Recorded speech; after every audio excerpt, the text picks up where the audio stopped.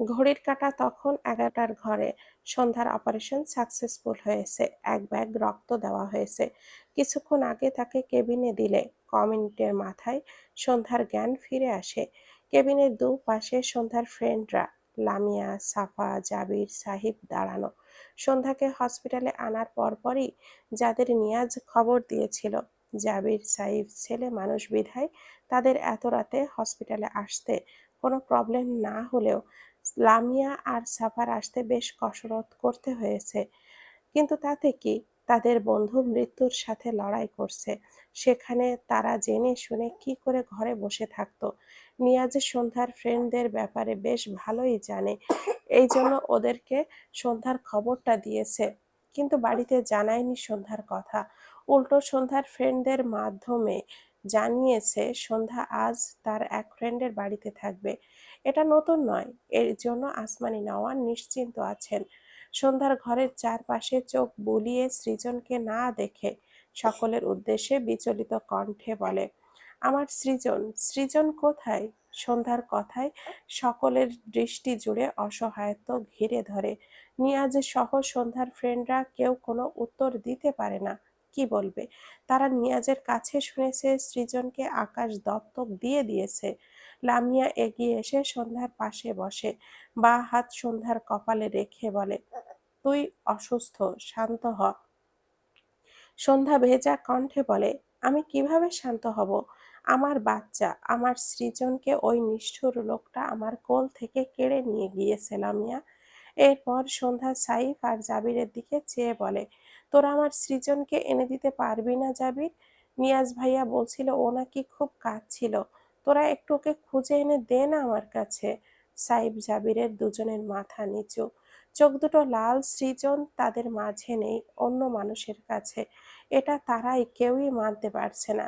সন্ধ্যা মা হয়ে কি করে মানবে? সাইফ জাবিরের থেকে উত্তর না পেয়ে সন্ধ্যার বড্ড অসহায় লাগে। উঠতে চাইলেও পারে না, পেটের কাছে লাগছে।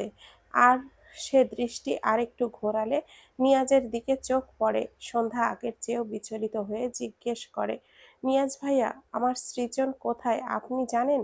বলুন না, আমার বাচ্চাটাকে আকাশ কে কার কাছে পাঠিয়ে দিয়েছে? নিয়াজ ঢোক গেল, কিছু একটা ভেবে বলে, একটি লোক তোমাকে মোট 5 ব্যাগ রক্ত দিয়েছে। সৃজন হওয়ার সময় 4 ব্যাগ, আজ 1 ব্যাগ। লোকটি তোমার কে হয় সন্ধ্যা? নিয়াজের মুখে হঠাৎ এমন কথা শুনে সন্ধ্যা অবাক চোখে তাকায়। সন্ধ্যার সাথে সাথে তার ফ্রেন্ডরাও ভীষণ অবাক হয়। নিয়াজ আবারও বলে, একজন ব্যক্তির একসাথে 4 ভাগ রক্ত দিতে পারে না, কিন্তু সেই লোকটি দিয়েছিল। আমাদের হসপিটালের নার্সরা নিতে চায়নি বলে লোকটি তাদেরকে হুমকি দিয়েছিল। সে তার লাইফ রিস্ক নিয়ে এতগুলো রক্ত দিয়েছিল, আর আজ তোমার জন্য 1 ব্যাগ রক্ত ম্যানেজ হয়ে গিয়েছিল, কিন্তু লোকটি নার্স দ্বারা জোর করিয়ে তার রক্ত পাঠিয়েছে আমার কাছে। আর সবচেয়ে বড় ব্যাপার হলো, সে সব সময় তার পরিচয় এমনকি মুখ ঢেকে রাখে। নার্সদের ভাষ্য মতে তার চোখের মণি দুটো সাদা। আহ এখন তুমি বলো, এমন এসব কি হচ্ছে সন্ধ্যা? সন্ধ্যা বিস্ময় চোখে তাকায়। চোখের মণি সাদা? আজ তাকে গাড়ি করে আকাশের কাছে পৌঁছে দিয়েছিল, তার চোখের মণিও তো সাদা ছিল, মুখ ঢেকে রেখেছিল। সবচেয়ে অবাক করার ব্যাপার হলো, সে একদম তার সেই ছোটবেলার অধীরের মতো বিহেভ করছিল। তাকে তুই করে ডাকা, প্রাণ ডাকা, আর এখন শুনছে ওই লোকটি নিজের জীবনের ঝুঁকি নিয়ে বারবার তার প্রাণ বাঁচাতে আসছে। সন্ধ্যার সবকিছু এলোমেলো লাগে। সব ইঙ্গিত বলে দেয় লোকটি অধীর ভাইয়া, কিন্তু সেটা কি করে সম্ভব হতে পারে? সে আর তার ভাইয়া নিজের চোখে অধীর ভাইয়ার লাশ দেখেছে। মরা মানুষ কি করে বেঁচে উঠতে পারে? সন্ধ্যা ঢোক গেল। সে ঠিক করলো আজকেই সে তার সৌম্য ভাইয়ার সাথে কথা বলবে এই নিয়ে। সৌম্য ভাইয়া অধীর ভাইয়ার ব্যাপারে কিছু না কিছু অবশ্যই বলতে পারবে। সন্ধ্যা নিয়াজের দিকে চেয়ে বলে, আমি তাকে চিনি না নিয়াজ ভাইয়া। নিয়াজের কাট কাট কথা, কিন্তু সে তো তোমাকে চেনে সন্ধ্যা, তুমিও নিশ্চয়ই ওকে চেনো। চিনে থাকলে প্লিজ বলো। সন্ধ্যা কি বলবে বুঝল না। সে একবার বলতে চাইল ওটা তার ছোটবেলার এক ভাই হতে পারে, কিন্তু বলল না। সে তো মরে গেছে। মরা মানুষকে সে কিভাবে বাঁচিয়ে তুলবে? কিন্তু সন্ধ্যার আরেকটি জিনিস ভেবে ভীষণ অবাক লাগলো। লোকটি আকাশ আর সৃজনের ব্যাপারেও সব জানে। অতঃপর সে বলে, নিয়াজ ভাইয়া, আমি তাকে সত্যি চিনি না। তার সাথে আজ আমারও একবার দেখা হয়েছিল। বলেছিল সে নাকি ওভারের গাড়ি চালায়, তাই আর তার গাড়িতে উঠেছিলাম। এরপর অবাক হয়েছিলাম, উনি আমাকে বলছিল আকাশ আমাকে বিয়ে করতে চায় প্রতিশোধ নেওয়ার জন্য। মাফিয়ারা নাকি প্রতিশোধ নেওয়ার জন্য বিয়েটাকে বেশি চুজ করে, কারণ সৌম্য ভাইয়া আকাশের বাবাকে খুন করেছে। এই জন্য আকাশ নাকি আমাদের কাউকেই ছাড়বে না। কথাগুলো বলে সন্ধ্যা একটু থামলেও হাঁপিয়ে গিয়েছে। সন্ধ্যার কথা শুনে সকলের চোখে মুখে বিস্ময় ভর করে, যার মাঝে নিয়াজের বিস্ময়ের পরিমাণ হাজার গুণ বেশি। সাফা এগিয়ে এসে সন্ধ্যাকে একটু পানি খাওয়ায়। সন্ধ্যা নিজেকে সামলে আবারও বলে, নিয়াজ ভাইয়া, আপনি তো জানেন আমার সৌম্য ভাইয়া আকাশের বাবাকে খুন করেনি। তাহলে আকাশ কেন আজও এইসব মিথ্যা বিশ্বাস করে বসে আছে? মনে না থাকুক, কিন্তু কারোর বলা মিথ্যা কথা কেন সে বিশ্বাস করবে বলুন তো? কথাটা বলে সন্ধ্যা উত্তরের অপেক্ষা করে। সন্ধ্যার ফ্রেন্ডরা সবাই নিয়াজের দিকে তাকিয়ে আছে উত্তরের অপেক্ষায়। এই কথাটার উত্তর তারা আসলেই জানতে চায়। আকাশের স্মৃতি হারিয়ে যাওয়ার পর হঠাৎ আকাশের মাঝে সৌম্যর প্রতি এমন বিদ্রূপ ধারণা কেন তৈরি হয়েছিল? এর উত্তর তাদের কাছে নেই। এইদিকে নিয়াজ মনোযোগ দিয়ে সন্ধ্যার কথাগুলো শুনে চুপচাপ কেবিন থেকে বেরিয়ে যায়। নিয়াজের কাজে সকলের মুখ থমথমে হয়ে যায়। মিনিট দুয়েক পর নিয়াজ হাতে করে একটি ল্যাপটপ নিয়ে সন্ধ্যার কেবিনে প্রবেশ করে। সন্ধ্যা সহ সকলেই দেখতে পাবে এমন একটি জায়গায় ল্যাপটপটা রাখে। এরপর তাতে একটি পেন ড্রাইভ কানেক্ট করে। ল্যাপটপে আঙুল চালাতে চালাতে সকলের উদ্দেশ্যে বলে, মনোযোগ দিয়ে ভিডিওটা দেখবে। কথাটি বলে একটি ভিডিও ওপেন করে ল্যাপটপের পাশে দাঁড়ায়। সকলের উৎসুক দৃষ্টি ল্যাপটপের স্ক্রিনে, যেখানে ভেসে ওঠে সৌম্যর ডান হাতে একটি ধারালো ছুরি, সামনে একটি চেয়ারে বাঁধা আকাশের বাবাকে। সৌম্য ছুরিটি হাতে নিয়ে এদিকে ওদিকে হাঁটতে থাকে আর কেমন করে যেন হাসে। হঠাৎই তার পা থেমে যায়, একদম আকাশের বাবার সামনে এসে দাঁড়ায়। হাতের ছুরিটি আকাশের বাবার থুতনি বরাবর রেখে রাগান্বিত স্বরে বলে, এত কষ্ট করে কি লাভ হলো? আমি আমার বনু এত কায়দা করে তোদের বাড়ি ঢুকলাম, কিন্তু তুই তোর সম্পত্তির কোন গুহায় রেখেছিস যেন আমি আর আমার বনু হাতের নাগালে না পাই? এবার তুই মর, পর আমি সব সম্পত্তি ঠিক আমার আর আমার বনুর নামে করে নিব। শুনেছি তোর ছেলে অ্যাক্সিডেন্ট করে নাকি স্মৃতি হারিয়ে ফেলেছে। এবার আরো সুবিধা হবে, আমার বনুকে তোর ছেলের বউয়ের পরিচয় দিব, সাথে আমার বনুকে কয়েক মাসের প্রেগনেন্টও করে দিব, যাতে করে তোর ছেলে আমার বনুকে কিছুতেই অস্বীকার করতে পারবে না। আমার বনুর স্বামী অন্য একজন, পেটে বাচ্চা থাকবে অন্য একজনের, কিন্তু তোর ছেলে এইসবের ভাগীদার হয়ে যাবে। তোর বউ তো আমাকে আর আমার বনুকে খুব ভালোবাসে, তাই কোনো প্রবলেম হবে না। সব সম্পত্তি এমনি আমার আর আমার বনুর নামে হয়ে যাবে, কিন্তু তুই বেঁচে থাকলে এটা সম্ভব নয়, তাই তুই মরে যা। আকাশের বাবা ভীত চোখে তাকায় সৌম্যর দিকে, অসহায় কণ্ঠে বলে, প্লিজ আমাকে মেরো না, প্লিজ। আরো অসহায়ভাবে রিকোয়েস্ট করলো, কিন্তু সৌম্য এক বিন্দুও দয়া দেখালো না। তার হাতের ধারালো ছুরি আকাশের বাবার পেট বরাবর একেবারে ঢুকিয়ে দেয়। আকাশের বাবার চোখের মনি উল্টে আসে, চিৎকার করে ওঠে। তখনই ভিডিওটা বন্ধ হয়ে যায়। ভিডিওটি দেখে সকলে বাকরুদ্ধ হয়ে চেয়ে আছে। একমাত্র নিয়াজই স্বাভাবিক সন্ধ্যা ভাঙা স্বরে শব্দ করে বলে ওঠে, এটা আমার সৌম্য ভাইয়া নয়। আমার সৌম্য ভাইয়া কিছুতেই এমনটা করতে পারে না।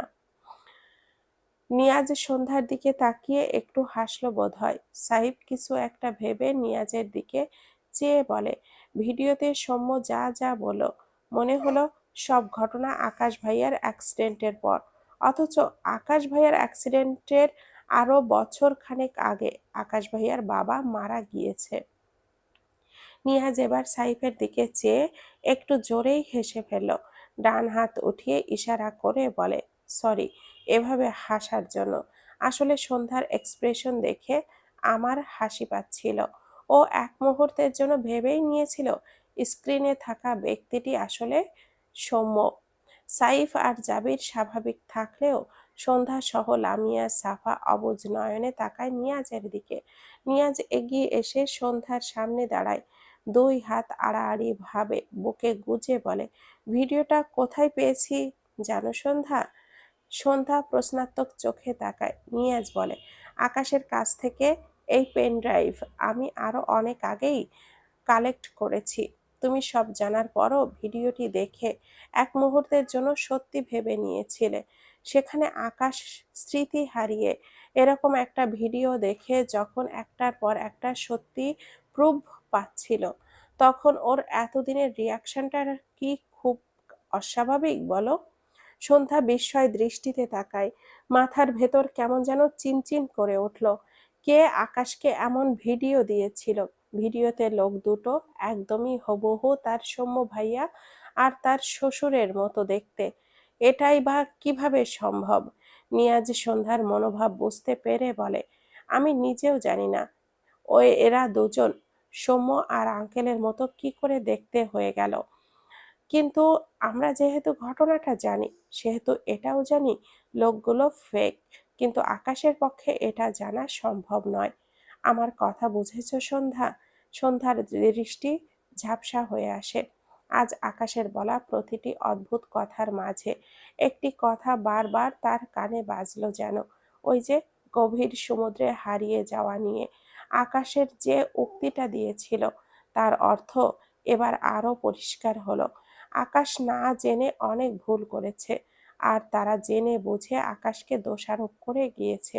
কিন্তু আকাশ এই কথাটা তো তখনই বলবে যখন আকাশের স্মৃতি ফিরবে, অথচ আকাশের স্মৃতি তো ফেরেনি। তবে সন্ধ্যা ঢোক গিলল। নিয়াজ ল্যাপটপটি বন্ধ করে হাতে তুলে নেয়। সন্ধ্যার দিকে চেয়ে বলে, আশা করি ভিডিওটি দেখে বুঝতে পেরেছো এইসবের পেছনে মাস্টার মাইন্ড কেউ একজন আছে। তোমাকে গুলিটা হয়তো সেই করেছে। চিন্তা করো না সন্ধ্যা, সৃজন ভালো না থাকলেও নিরাপদে আছে। তুমি নিজের যত্ন নাও। আমি আশাবাদী সৃজনের সাথে তোমার খুব শীঘ্রই দেখা হবে। কথাটি বলে নিয়াজ কেবিন থেকে যেতে নিলে সাইফ বলে ওঠে, আপনি তখন আকাশ ভাইয়ার সাথে অদ্ভুত বিহেভ করছেন। তখনকার আপনি আর এখনকার আপনির মাঝে অনেক তফাৎ। আমি চিনতে পারছি না তখন আপনি আকাশ ভাইয়াকে দোষারোপ করে এখন সন্ধ্যাকে বলছেন সৃজন নিরাপদে আছে। নিয়াজের পা থেমে গিয়েছে অনেক আগে। সাইফের বলা কথাগুলো শুনে একটু হাসল বোধ হয়। উল্টো ঘুরে সাইফের দিকে তাকায়, মৃদু স্বরে বলে, আমার আর আকাশের মুখে উচ্চারিত প্রতিটি শব্দের পেছনে একটি করে যুক্তিসঙ্গত কারণ থাকে। আপাতত এটাই জেনে রেখো, সৃজন কারোর কাছে দত্তক আছে। কথাটা বলতেই সন্ধ্যা অসহায় কণ্ঠে বলে ওঠে, নিয়াজ ভাইয়া। নিয়াজ সন্ধ্যার দিকে চেয়ে শক্ত গলায় বলে, তোমাকে এভাবে মানাচ্ছে না সন্ধ্যা। কথাটা বলে নিয়াজ বেরিয়ে যায় কেবিন থেকে। সন্ধ্যার চোখ থেকে পানি গড়িয়ে পড়ে। বিড়বিড় করে বলে, আমি কখনো আমার সৃজনকে ছাড়া থাকিনি, এখন কিভাবে থাকবো আল্লাহ। আমার আব্বা। লামিয়া আর সাফা সন্ধ্যার মাথায় হাত বুলিয়ে সন্ধ্যাকে সান্ত্বনা দেওয়ার চেষ্টা করে। সাইফ আর জাবির ভাবুক হয়ে দাঁড়িয়ে আছে। জাবির মৃদু স্বরে বলে, আমার মনে হয় নিয়াজ ভাইয়া অনেক কিছুই জানে। সাইফ সায় দেয়, আমারও, কিন্তু কোথাও একটা গোলমেলে লাগে। জাবির উত্তর করে, তা তো লাগবেই, আকাশ ভাইয়ার স্মৃতি যে ফেরেই নাই মামা। আই গেস আকাশ ভাইয়ার স্মৃতি ফিরলেই সব প্রবলেম সলভ হয়ে যেত। সন্ধ্যা সাইফ আর জাবিরের কথোপকথন শুনে ঢোক গিলে বলে, আমার ওনাকে সন্দেহ হয়। সকলে সন্ধ্যার দিকে উৎসুক চোখে তাকায়, বলে, কি নিয়ে? আবার কাকে? আজ আকাশের বলা প্রতিটি কথা, আকাশের ফোনের রিংটোন, সব মিলিয়ে সন্ধ্যার মাথা এলোমেলো লাগে। কিন্তু আকাশের কঠোরতার কথা ভাবতেই সন্ধ্যার অসহ্য অনুভূতি হয়। চোখ মুখ খিচে 2 হাতে মুখটা ঢেকে হাঁসফাঁস কণ্ঠে বিড়বিড় করে, না না, কিছু নিও না, আমার আকাশ হারিয়ে গেছে। উনি আমার আকাশ না। নিয়াজ হসপিটাল থেকে বেরিয়ে তার গাড়িতে বসতে যাচ্ছিল, তখনই চোখ পড়ে রাস্তার পাশে রায়ান আর শিমু সামনাসামনি দাঁড়ানো। মনে হচ্ছে শিমু কিছু নিয়ে রায়ানকে ভীষণ রিকোয়েস্ট করছে, কিন্তু রায়ান বিরক্ত হয়ে শিমুর সামনে দাঁড়িয়ে আছে। বারবার যেতে চাইছে, কিন্তু শিমুর জোরাজুরির জন্য পারছে না। নিয়াজ দুজনের দৃশ্য দেখে ঢোক গেল ধীর পায়ে। রাস্তা পার হয়ে রাস্তার অপর পাশ থেকে এ পাশে এসে দাঁড়ালো। রায়ান আর শিমু থেকে অল্প কিছু দূরত্ব রেখে দাঁড়িয়েছে। শিমু 2 হাত জমা করে কেঁদে কেঁদে বলে, আকাশ ভাইয়া দেশে ফিরেছে। মা ভাইয়াকে বলে এবার আমার বিয়েটা সত্যি সত্যি দিয়ে দিবে। প্লিজ রায়ান, তুমি আমাকে বিয়ে করে নাও। রায়ানের চোখে মুখে বিরক্তি। শিমুর কান্না তার মাঝে বিন্দুমাত্র প্রভাব ফেলল বলে মনে হলো না। উল্টো রেগে বলে, আমি তোমার থেকে গুণে গুণে 5 বছরের বড়, আমাকে নাম ধরে ডাকতে তোমার লজ্জা করে না? রায়ানের কথা শিমুর গায়ে মাখল না। সে 2 হাতে চোখ মুখ মুছে বলে, আমি তো তোমাকে ভালোবেসে নাম ধরে ডাকি। ভালোবাসলে লজ্জা রাখতে হয় না, বুঝেছো? আমি তোমাকে অনেক ভালোবাসি রায়ান। রায়ানের শক্ত কণ্ঠ, আমি তোমাকে ভালোবাসি না, এই কথাটা আর কয় হাজার দিন বললে তোমার এইসব ফালতু পাগলামি বন্ধ করবে তুমি? শিমুর 2 চোখ বেয়ে নোনা জল গড়ায়। বলে, তুমি যতদিন বাঁচবে ততদিন বলবে। আমি তো বলিনি আমাকে তোমার ভালোবাসতে হবে। তুমি শুধু আমাকে বিয়ে করে নাও, তুমি আমার নামে থাকো, আর কিছুই চাই না আমার। কথাটা বলতে বলতে শিমু রায়ানের হাত ধরতে নিলে রায়ান ঝাড়া মেলে তার হাত সরিয়ে নেয়। রেগে বলে, তুমি একটা গায়ে পড়া মেয়ে, এইসব মেয়ে আমার পছন্দ নয়। শিমু অসহায় কণ্ঠ, বিশ্বাস করো, আমি শুধু তোমাকে টাচ করতেই চাই, আর কোনো ছেলের দিকে ফিরেও তাকাই না। তোমার বিশ্বাস না হলে আমার ফ্রেন্ডদেরকে জিজ্ঞেস করে দেখো, ওরা এটাই বলবে। রায়ান শীতল দৃষ্টিতে তাকায়, ঢোক গিলে বলে, আমিও শুধু আমার সকালকেই টাচ করতে চাই, অন্য কারোর দিকে ফিরেও তাকাই না। বিশ্বাস না হলে তুমি আজীবন ওয়েট করতে থাকো, আর আমার আনসার নো শোনার জন্য প্রস্তুত থাকো। যতক্ষণ আমার দেহে প্রাণ আছে ততক্ষণ আমি শুধু সকালেরকেই ভালোবাসবো। যে জায়গায় ওর বসার কথা ছিল সেই জায়গায় আমি অন্য কাউকে বসাবো না। শিমুর 2 চোখ বেয়ে টপ টপ করে নোনা জল গড়িয়ে পড়ে। মাথা নিচু করে ফোঁপায়। কি আছে ওই মেয়ের মাঝে যা তার মাঝে নেই? আজ কত বছর হলো মেয়েটি মরে গেছে, তবুও রায়ান কেন ওকে ভুলতে পারছে না? রায়ান সকালকে ভুলে না যাক, সে তো ভুলতে পারেনি। সে চায় রায়ান শুধু তাকে একটু সুযোগ দিক, কিন্তু রায়ান সেটুকুও করে না। কেন এমন করে রায়ান? শিমু আবারও রায়ানের হাতটা ধরলে এবার রায়ান আগের চেয়েও রেগে যায়। মেয়েটার জন্য সে আকাশদের অফিসের চাকরিটাও পর্যন্ত ছেড়ে দিয়েছে, তবুও রাস্তাঘাটে দেখলে এমনভাবে পাগলামি করে যেন ও শিমুকে ঠকিয়েছে। আর কথায় কথায় টাচ করা তো আছেই। রায়ান এবার রাগ গিলতে না পেরে শিমুর কাঁধে হাত রেখে জোরে সোরে একটা ধাক্কা দেয়। শিমু পড়ে যেতে নিলে একটু দূরে দাঁড়ানো শিমুর ফ্রেন্ড দৌড়ে এসে শিমুকে সাপটে ধরে। এই দৃশ্য দেখে নিয়াজ রাগে ফুঁসতে ফুঁসতে পেছন থেকে তেড়ে আসে রায়ানের দিকে। বাঁ হাতে রায়ানের শার্টের কলারটা ধরে দাঁতে দাঁত কিরমির করে বলে, তোর সাহস কি করে হয় ওর সাথে এত বাজে বিহেভ করার? কথাটা বলতে বলতেই নিয়াজ তার মুষ্টিবদ্ধ ডান হাত দ্বারা আঘাত করতে নেয় রায়ানকে। তখনই শিমু চেঁচিয়ে ওঠে, খবরদার, ওকে মারবে না। নিয়াজের হাত থেমে যায়। বাঁ দিকে ঘাড় ফিরিয়ে অবাক হয়ে দেখে শিমুকে। শিমু এগিয়ে এসে নিয়াজকে আদেশের সুরে বলে, ওর কলার ছাড়ুন বলছি। শিমুর এক কথায় রায়ানের কলার ছেড়ে ধরে রাখা নিয়াজের হাত ঢিলে হয়ে গেল। মুষ্টিবদ্ধ ডান হাতটি ধীরে ধীরে নামিয়ে নেয় নিয়াজ।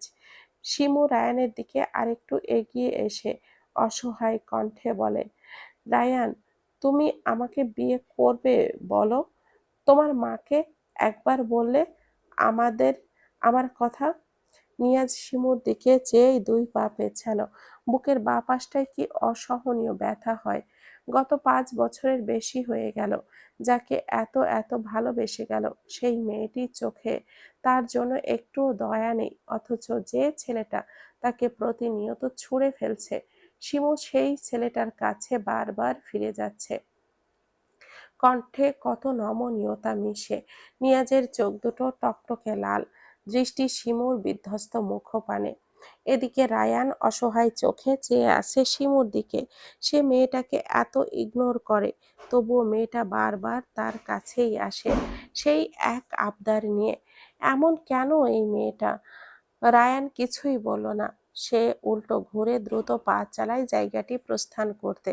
রায়ানকে এইভাবে চলে যেতে দেখে শিমুর বুকটা ফেটে কান্না আসে। সে শব্দ করে বলে, রায়ান, তুমি আমাকে বিয়ে না করলে আমি কিন্তু মরে যাব। রায়ান ঢোক গিলল। সকালের লিখে যাওয়া সেই ছোট্ট চিঠির লেখাগুলো, দুটো লাইন চোখের সামনে জ্বলজ্বল করে ভাসে। রায়ান, জানো, আমি তোমাকে সত্যিই ভালোবাসি। তুমি অন্য কারোর হলে আমি খুব কষ্ট পাবো।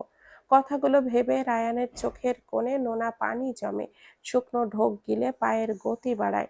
ডান হাতে ঝাপসা চোখ জোড়া ডলে নেয়। পেছন থেকে শিমুর আরো খানিক কান্না মাখা গলায় কিছু কথা ভেসে আসলো। তবে রায়ান ফিরে তাকালো না। সে পারবে না তার সকালকে ভুলে আরেক নারীকে সেই জায়গায় বসাতে। এটা তার দ্বারা কখনোই সম্ভব নয়। রায়ান অদৃশ্য হয়ে গেল। শিমুর দম বন্ধ লাগে। চিৎকার করে কাঁদতে ইচ্ছে করে তার। চোখ জোড়ায় অনবরত নোনা জল জমে।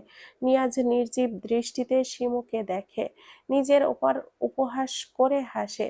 তার ভাগ্য, এই ফুলের মতো মেয়েটিকে নিয়ে কত শত সে স্বপ্ন সাজিয়েছিল এই মনের ঘরে। সেই মেয়ে দিন রাত আরেক ছেলের জন্য তার সামনেই কতই না পাগলামি করে। শিমুর ফ্রেন্ড এগিয়ে এসে শিমুকে টেনে নিয়ে যেতে থাকে উল্টো পথে। শিমু ধীরে ধীরে এগোয়, মাথা নিচু করে নিঃশব্দে চোখের পানি ফেলে। কিছু দূর এগিয়ে গিয়ে শিমুকে তার বাড়ির গাড়িতে বসিয়ে দেয়। তার ফ্রেন্ড সাথে সেও উঠে বসে। এরপর ড্রাইভার গাড়ি স্টার্ট দেয়। শিমু মূলত ফ্রেন্ডকে নিয়ে কোনো কথা বলতে এসেছিল। বাড়ি থেকে আসতে দিয়েছিল হসপিটালের কাছে রায়ানকে দেখে। শিমু দৌড়ে বেরিয়ে এসেছে। সে কখন থেকে রায়ানের সাথে পাগলামি করছিল কে জানে। নিয়াজ শিমুদের চলন্ত গাড়ির পানে এক ধ্যানে চেয়ে রইল। কখন যে চোখ জোড়া ঝাপসা হয়ে এলো টেরই পেল না। বুকে অসহনীয় ব্যথার পরিমাণটা তাড়াহুড়ো করে তরতর করে বেড়ে গেল। আস্তে করে 2 পা সামনে বাড়ালো। অসহায় দৃষ্টি শিমুদের অদৃশ্য হওয়ার পথে গাড়িটির দিকে। যে গাড়িতে তার স্বপ্নের নারী বসে আছে, কিন্তু সেই স্বপ্নের নারী স্বপ্নেই থেকে যাবে। সে কখনো বাস্তবে হবে না। দুপুরের পর থেকে ইরা সৌম্যর জন্য ওয়েট করছে। সাইব জাবির তাকে জানিয়েছে সৌম্যকে নিয়ে তারা ফিরছে। রাত 12টা বাজতে চলল। সৌম্যর বাড়ি ফেরার নাম গন্ধ নেই। ইরা চিন্তা ভর্তি মাথা নিয়ে রাতে আবারও সন্ধ্যাকে কল করে। সন্ধ্যাকে না পেয়ে সাইফের নাম্বারে কল করলে তারা জানায় সৌম্যকে তারা বাড়ির কাছাকাছি পৌঁছে দিয়েছে। সৌম্য হয়তো কোনো কাজে আটকে গিয়েছে, টিউশনে যেতে পারে, এই জন্য হয়তো আসতে লেট হচ্ছে। এরা মেনে নিয়েছিল, কিন্তু তাই বলে এত রাত করবে ফিরতে? এম আম- এমনি দিনেও তো সৌম্য বাড়ি ফিরতে এত লেট করে না। আর আজ তাকে এভাবে কাঁদিয়ে রেখে গেল। জেল থেকে ছাড়া পেয়ে তো সৌম্য সবার আগে বাড়ি ফিরতো। এটাই তো সৌম্য। সেই সৌম্যকে খুব ভালো করেই চেনে। তবে এখন কেন ফিরছে না সৌম্য? ওর কি আবার কোনো বিপদ হলো? এরা ভাবতেই পারে না। টেনশনে মাথা ছিঁড়ে যাওয়ার উপক্রম হয়।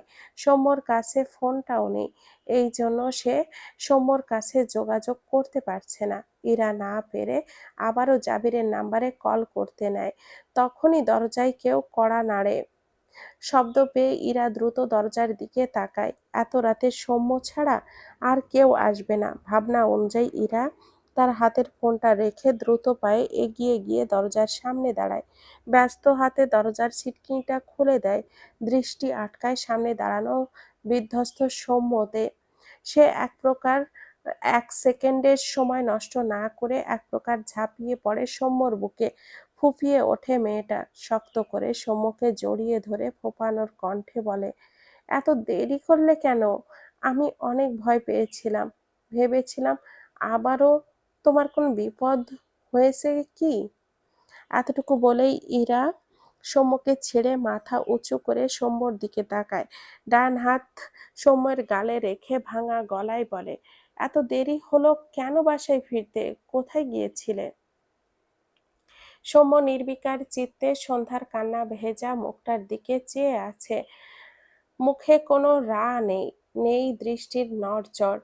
ইরা সৌম্যর চোখ দুটো খেয়াল করলে দেখল সৌম্যর চোখ দুটো ভীষণ লাল হয়ে আছে। সে ডান হাত সৌম্যর গাল থেকে সরিয়ে সৌম্যর কপালে রেখে চিন্তিত কণ্ঠে বলে, তোমার কি শরীর খারাপ লাগছে? সৌম্য নিশ্চুপ। ইরা সৌম্যকে এমন চুপচাপ দেখে ভুরু কুঁচকে বলে, কি হয়েছে তোমার? কোনো কথা বলছো না কেন? এবারেও সৌম্যকে চুপ থাকতে দেখে ইরা সৌম্যের শুকনো মুখটার দিকে চেয়ে মলিন গলায় বলে, কি হয়েছে সৌম্য? বলো আমাকে। এমন চুপ হয়ে গেছো কেন? হঠাৎই সৌম্য তার বাঁ হাত ইরার শাড়ির আঁচলের ফাঁক দিয়ে ইরার পেট শক্ত করে থাবার ন্যায় খামচে ধরে। ইরা কেঁপে ওঠে, তাকায় সৌম্যর পানে। সৌম্য চোয়াল শক্ত করে বলে, কয় মাস চলে যেন? 4 মাস, রাইট? সৌম্যর কথাটা কানে আসতেই ইরা বিদ্যুতের শক খাওয়ার মতন কেঁপে ওঠে।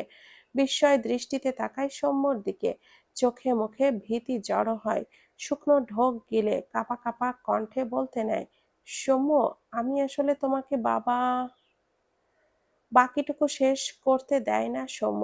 বাঁ হাতে ইরার ডান গালে কষিয়ে একটা চড় মারে।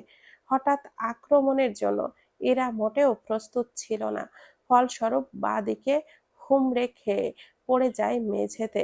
জীবনের প্রথম সৌম্যর হাতে এমন দাবাং মার্কা চড় খেয়ে যেমনি মাথাটা ভনভন করে ওঠে, তেমনি আবার বিস্ময়ে হতবাক হয়ে যায়। চোখ দুটো ভরে ওঠে। ভাবনার মাঝেই সৌম্য বড় বড় পায়ে এগিয়ে এসে ইরার সামনে হাঁটু মুড়ে বসে। বাঁ হাতে ইরার চুল টেনে ধরে ইরার মুখ তার মুখ বরাবর এনে রাগান্বিত স্বরে বলে, আমাকে বাবা বানাবি? এত শখ আমাকে বাবা বানানোর? কিভাবে বানাবি? তুই মা না হয়ে আমাকে একা একা বাবা বানাবি? এত স্পর্ধা তোর ইরাবতী? এতটা? ইরা সৌম্যকে দেখে ভয়ে থরথর করে কাঁপতে থাকে। চোখ বেয়ে নোনা জল গড়ায়। সৌম্য ডান হাতে ইরার গাল চেপে ধরে বলে, ডক্টর বলেছিল তুই কনসিভ করলে বাঁচবি না। জানতি না তুই? বল, বল জানতি না? ইরা কান্না মাখা গলায় কাঁপা কাঁপা কণ্ঠে বলে, আমার অংশ তো বাঁচবে, তুমি বাবা হতে পারবে, আমার বাচ্চা মরা। এইবার সৌম্য ইরাকে কথা শেষ করতে দিল না। রাগে কাঁপতে কাঁপতে ইরার একই গালে আরেকটা থাপ্পড় মেরে দেয়। ইরা পড়ে যাওয়ার আগেই সৌম্য ইরাকে নিজের সাথে চেপে ধরে। ডান হাতে গাল চেপে ইরার মুখ নিজের দিকে করে রাখে। ইরা ফোঁপায়। নিভু নিভু চোখে তাকায় সৌম্যর দিকে। সৌম্য কান্নারত ইরার দিকে চেয়ে ঢোক গিলে বলে, আমি বাবা হতে না পারলে শুধু একটু কষ্ট পেতাম, একটুখানি দুঃখ পেতাম, আর তোকে হারিয়ে আমি জীবন্ত লাশ হয়ে যাব। অথচ তুই জেনে শুনে আমার এই ভয়াবহ পরিণতি দিতে এত আয়োজন করলি ইরাবতী। সৌম্যর গলা ধরে আসে, চোখ দুটো ঝাপসা হয়ে আসে। ইরা ফুপিয়ে কাঁদে। সে কি করে বোঝাবে? সে যখন সৌম্যর সাথে বাইরে যেত, সৌম্যর দৃষ্টি ওই ছোট বাচ্চা মেয়েগুলোর দিকে পড়ে থাকতো। কি অসহায় থাকতো সেই দৃষ্টি জোড়া। ইরা কতদিন একা একা কেঁদেছে, সে সৌম্যকে বাবা বানাতে পারবে না বলবে, কিন্তু এইভাবে কতদিন সে সৌম্যর ওই অসহায়ত্বে ঘেরা দৃষ্টি দিনের পর দিন উপেক্ষা করতে পারেনি। সৌম্য ইরাকে ছেড়ে মেঝেতে পা ছড়িয়ে বসে, কান্নারত ইরার পানে মলিন মুখে চেয়ে থাকে। এই মেয়েটা নাকি আর কয়দিন পর আর এই পৃথিবীতে নিঃশ্বাস নিবে না, এটাও তার ভাগ্যে ছিল। দুর্ভাগ্য হলে এতটাই হয় বুঝি? এমন ভাগ্য আল্লাহ তার শত্রুরও না দিক। সৌম্য অসহায় কণ্ঠে বলে, তুই এত স্বার্থপর কেন ইরাবতী? আমাকে আর কত পরীক্ষা দিতে হবে? এই দুর্ভাগ্যের খাতার সমাপ্তি কোথায়? ইরা তাকায় সৌম্যর পানে, ধীরে ধীরে সৌম্যর দিকে এগিয়ে এসে সৌম্যকে ঘেঁষে বসে। দুই হাতে সৌম্যর শার্ট আঁকড়ে ধরে সৌম্যর বুক বরাবর মুখ রেখে মাথা উঁচু করে সৌম্যর দিকে তাকিয়ে কাঁদতে কাঁদতে কিছু বলতে নেয়। তার আগেই সৌম্য ইরার দিকে চেয়ে বিদ্রূপ স্বরে বলে, মরার জন্যই তো 4 মাসের বাচ্চা পেটে নিয়ে ঘুরছিস। আসলে আমাকে সবাই মিলে এত দুঃখ দিলেও ভাঙতে পারছিল না তো, এই জন্য তুই আমাকে পুরোপুরি ভাঙতে কোমর বেঁধে মাঠে নেমে পড়েছিস। তুই সফল ইরাবতী, খুশি হয়েছিস তো? কথাটা বলতে গিয়ে সৌম্যর ডান চোখ বেয়ে এক ফোঁটা নোনা জল টুপ করে ইরার বাম গালের ওপরে পড়ে। ইরা অনবরত দুই দিকে মাথা নাড়িয়ে না বোঝায় সে কিছু বলতে চায়, কিন্তু কান্নার ফলে কিছুই বলতে পারছে না। সৌম্য ঢোক গিলে আবারও বলে, মরে তুই যাবি, কিন্তু তার আগে আমিই মরে যাব। তুই মরে গিয়ে আমাকে চিরকাল যে শাস্তিটা দিতে চেয়েছিলি, তুই নিজেই না হয় কয়েক মাস আগেই সেই শাস্তিটা হৃদয় থেকে গ্রহণ কর। কথাটা বলে সৌম্য ইরাকে ঠেলে সরিয়ে দেয়। ইরা চোখ বড় বড় করে তাকায়। সে কিছু বোঝার আগেই সৌম্য বাসা থেকে উঠে দাঁড়িয়ে বড় বড় পা ফেলে রুমের বাইরে চলে যায়। ইরা দ্রুত উঠে দাঁড়িয়ে দৌড়ে যায় সৌম্যের পিছু, কিন্তু সে ঘর থেকে বেরোতে পারল না। তার আগেই সৌম্য ঘরের দরজা ঠাস করে বন্ধ করে দিয়েছে। ইরা দরজায় জোরে জোরে থাপ্পড় দেয়, শব্দ করে কেঁদে দিয়ে বলে, সৌম্য দরজা খোলো, সৌম্য দাঁড়াও, কোথাও যাবে না তুমি সৌম্য। সৌম্য বাইরে থেকে দরজার ছিটকিনি লাগিয়ে দিয়ে বাড়ির বাহিরের দিকে এলোমেলো পায়ে হাঁটতে থাকে। ডান হাতের শার্টের হাতা দুটো চোখ মুছে নেয়, বুকটা জ্বলছে খুব। জন্মের পর থেকে আজ পর্যন্ত একটুখানি সুখের আশায় তার সারাটি জীবন কেটে গেল, অথচ সুখ স্বাধীন প্রজাপতির ন্যায় তার হাত থেকে বরাবরের মতোই আবারও উড়ে গেল। ওই তো বাংলায় যাকে বলে চরম অবজ্ঞা। ইরা কাঁদতে কাঁদতে দরজায় হেলান দিয়ে বসে পড়ে। কোথায় চলে যাবে সৌম্য? সে সৌম্যকে ছাড়া কি করে থাকবে? অসহায় কণ্ঠে অস্পষ্ট স্বরে বিড়বিড়িয়ে আওড়ায়, আমাকে ক্ষমা কর, ফিরে এসো সৌম্য। ঘুম ভাঙার পর থেকে সৃজনকে চিৎকার করে কাঁদছে। কারণটা অবশ্যই তার মা। এর আগে কখনো মায়ের থেকে টানা এতক্ষণ দূরে থাকেনি। বিছানায় শুয়ে শুয়ে গড়াগড়ি করে কাঁদছে, থেকে থেকে মা মা করে ডাকছে। মায়ের বুক ছাড়া এই কান্না বোধহয় থামবে না। বেডের পাশে দাঁড়ানো আকাশ, যার দৃষ্টি জুড়ে অসহায়ত্ব ভরপুর। সে যতবার সৃজনকে কোলে নিতে গিয়েছে ততবারই সৃজনের কান্নার বেগ বেড়েছে। আকাশ ভয় পেয়ে সৃজনকে একটা নেল নেয়ার সাহসী করতেই পারেনি। তখন থেকে কি করবে কিছুই বুঝতে পারছে না। সৃজন কাঁদতে কাঁদতে শোয়া থেকে উঠে দাঁড়ায়, আকাশের দিকে তেড়ে এসে ছোট্ট ছোট্ট দুই হাত আকাশকে সমানে থাপ্পড় দেয় আর কেঁদে কেঁদে বলে, পুচা বাতাস বাবু, মা কাছে নিয়ে যায় না, তোমাকে একদম মেলে ফেলবো আমি। সৃজন এতক্ষণ কান্নার মাঝে নিজের গায়ের কাপড় নিজেই টেনে টুনে খুলে ফেলেছে। রেগে এমন কাজ করছে, তাকে কেন তার মায়ের কাছে নিয়ে যাওয়া হচ্ছে না, এজন্যই তার রাগ। আকাশ ডান হাত বাড়িয়ে সৃজনের শরীর চেক করে দেখলো শরীর ঠান্ডা হয়ে গিয়েছে। হঠাৎ করে এসির কি যে প্রবলেম হয়েছে, এই জন্য বেশি প্রবলেম হচ্ছে। আকাশ বেশ ব্যস্ত হাতে তার শার্টের বোতামগুলো খুলে কান্নারত সৃজনকে জোর করে তার উন্মুক্ত বুকে জড়িয়ে নেয় শার্ট আর শার্টের কোট দ্বারা। সৃজনকে ঠান্ডা শরীর ঢেকে দেয়। সৃজন আবারও চিৎকার করে কেঁদে ওঠে। আকাশ সৃজনকে তার বুকে শক্ত করে ধরে রাখলো। সৃজন রাগে রাগে আকাশের গলায় শক্ত করে দাঁত বসায়। আকাশের মাঝে তেমন কোনো ভাবান্তর হলো না। সে সৃজনকে এভাবে ধরে রেখে ধীর পায়ে এগিয়ে গিয়ে আকাশ এক জায়গায় হাঁটু গেড়ে বসে। সামনে একটি বড় সড়ো অ্যাকুয়ারিয়াম, যেখানে রং বেরঙের আলো, ফলে পানিও বিভিন্ন কালারের দেখাচ্ছে। সেই পানিতে ছোট বড় অনেক মাছ ছোটাছুটি করছে। আকাশ ডান হাত আলতো করে সৃজনের চুলের ভাঁজে চালায়। ধীরে ধীরে সৃজনের কান্নার বেগ কমে আসে। আকাশের গলায় যে কামড়ে ধরেছিল সেটাও ছেড়ে দেয়। দৃষ্টি রং বেরঙের আলোয় ভরা অ্যাকুয়ারিয়ামে পড়লে কান্না একেবারেই থেমে যায়। ধীরে ধীরে মাথা তুলে অ্যাকুয়ারিয়ামের দিকে চেয়ে ভাঙা গলায় বলে, এটা কি? আকাশ তাকায় সৃজনের দিকে।